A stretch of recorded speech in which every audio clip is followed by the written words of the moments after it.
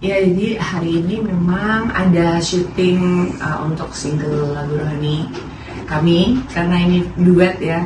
Dan jadi hari ini kita syuting ya, dan duetnya puji Tuhan bisa dikasih kesempatan sama Glenn. Ini lagu keberapa Cimaria sih, dan judul di lagu kali ini judulnya apa? Lagu keberapa? Kalau single sih udah lumayan banyak ya, karena kan kita memang mau terus berkarya untuk bisa jadi berkat dan kekuatan buat orang banyak gitu ya. Nah, kalau yang kali ini singlenya itu ciptaan Coronal dan judulnya adalah Tuhan Mengerti. Lagu tersebut bercerita tentang apa sih mungkin, dan bisa diceritakan juga nggak sih inspirasinya dari mana bisa membuat lagu ini? Ya, sebenarnya lagu ini lahir dari sebuah perenungan aja, bahwa apapun yang terjadi dalam kehidupan kita mungkin tidak sesuai dengan harapan kita, tidak sesuai dengan ekspektasi kita, tapi percayalah Tuhan mengerti. Nah, Tuhan lebih ngerti gitu, Tuhan lebih tahu semuanya, dan kita yakin dan percaya bahwa rencana Tuhan tidak pernah gagal ya. Mungkin manusia bilang, wah gagal nih, atau kamu gagal ini, tapi enggak, buat Tuhan enggak, karena hidup kita mungkin ini hanya koma gitu, belum titik ya. Kalau selama rencana Tuhan belum tergenapi, pasti saya yakin dan percaya Tuhan punya rencana yang terbaik. Tapi memang Coronal ini dispesialiskan untuk membuat lagu rohani atau seperti apa, dan proses pembuatan lagu ini membutuhkan waktu berapa lama? Ya, emang saya banyak menciptakan lagu-lagu rohani. Kebetulan saya juga punya band rohani. Kalau disebut Embassy Worship, ada Maria Priscilla, ada juga Melita Sidagutar, dan masih banyak lagi. Dan ini juga di channel Mighty Music. Kebetulan ini single untuk ulang tahun channel 1 tahun Mighty Music. Jadi memang ini dikhususkan untuk kita cari duet gitu. Karena sebenarnya ini rencananya bukan duet sama Glenn sebenarnya. Oh gitu. Karena ini sebenarnya duet sama satu penyanyi rohani. Kemudian karena jadwal berhalangan, kita cari lagi satu penyanyi rohani, dan jadwalnya juga nggak dapat. Akhirnya kita. Nah, Maria ya cari-cari siapa nih ya, dan tiba-tiba dia lewat, ternyata ada Glenn sedang nyanyi. Dan dia nanya ke saya, ini Glenn, ini gimana ya? Boleh nih katanya gitu. Bisa nyanyi. Mungkin siapa gitu. tahu mau berkarya bareng gitu ya. Iya. Sebelumnya kita juga baru ketemu di mana ya, di project tribute kemarin ya.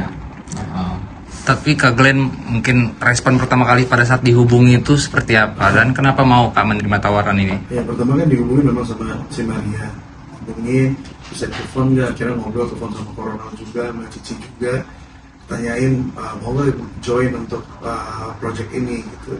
Cuma respon pertama saya adalah, yakin nggak aku sama Cici, saya bilang gitu, karena saya tidak profesional di bidangnya, saya bilang gitu. Tapi ya puji Tuhan, memang ajakannya memang untuk jadi berkat buat nama Tuhan dipermuliakan. Jadi saya bilang, selama kalau saya dipercayakan, saya mohon tuntunan dan bimbingannya, saya siap, saya bilang gitu. Terima kasih. Tadi belum dijelasin untuk lagu ini prosesnya berapa lama untuk pembuatan? Oh iya, untuk penulisan lagu ini sehari. Oh gitu. Sehari. Berarti ini termasuk proses yang cepat juga ya? Termasuk proses yang cepat, karena seperti yang saya bilang bahwa semua berasal dari perenungan gitu. Jadi pas lagi dapat gitu, langsung dapat gitu. Biasanya pada saat nulis lagu itu biasanya lagi ngapain sih posisinya, Kak? Kalau pas lagu ini emang lagi di kamar sih, lagi di kamar.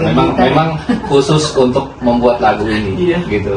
Memang lagi pegang gitar khusus membuat lagu ini, gitu. Oke, balik lagi ke Kak Glenn. Kalau emang urusan kerohanian ini memang sangat support ya, Kak, artinya untuk mendukung apapun kegiatan yang berhubungan dengan. Pasti karena itu belum panggilan. Kalau selama jadi kepercayaan sama Tuhan bisa jadi berkat, ya selama masih hidup ya akan terus. Itu memang dari hati Kak, atau karena kan sebelumnya kita ke masa lalu sedikit, Kak Melita juga kan sebelumnya juga penyanyi rohani.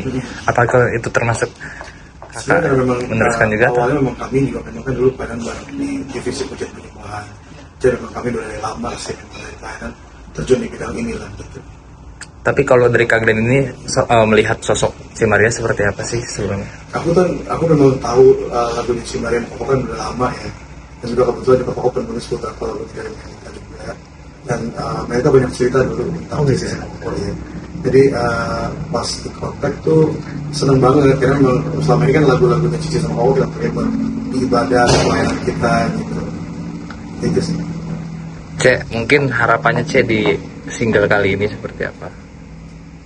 Ya pastinya setiap lagu-lagu, setiap karya-karya yang dikeluarkan, kita terus punya kerinduan untuk lagu ini tuh bisa jadi kekuatan gitu bagi setiap pendengarnya, terus bisa memberkati mereka juga pas waktu mereka dalam posisi yang lemah, posisi yang lagi di bawah banget gitu, mereka bisa gain itu kekuatan lagi gitu, bahwa mereka percaya bahwa ada Tuhan kok yang selalu menyertai kita senantiasa. Amin lah harapan.